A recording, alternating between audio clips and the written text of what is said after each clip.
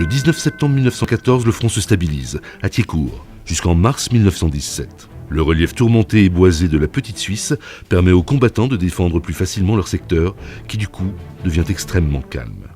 Et les combattants découvrent à proximité des premières lignes ou sur leur arrière-front la présence de carrières souterraines qui existaient bien avant la Première Guerre mondiale. Dans cette carrière qui se trouve dans l'Oise, on trouve par exemple un poste de commandement, on trouve une chapelle qui va être construite, on trouve malheureusement, et ça c'est une différence entre les carrières et puis les casernes, on trouve un cimetière.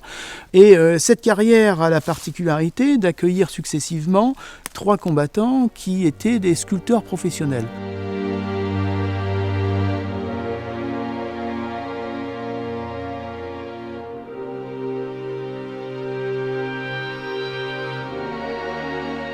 Et Louis Leclabar était un sculpteur amiénois qui commençait à être nommé. Il avait travaillé avec le grand sculpteur amiénois Albert Rose. Il découvre cette pierre facile à travailler et très rapidement, il va renouer avec sa pratique professionnelle et en fait il va faire de l'art pour l'art.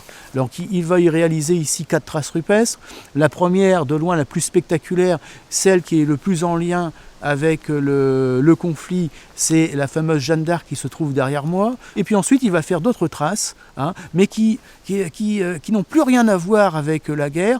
Il va proposer en fait des échappées mentales à ses camarades, puisqu'il va réaliser un sphinx. Et il va également sculpter un macaron, et puis ce qu'il a appelé la nymphe du Chauffour, qui est une représentation qui s'inspire de la Renaissance, avec d'un côté sur le haut le bien et sur le bas le mal.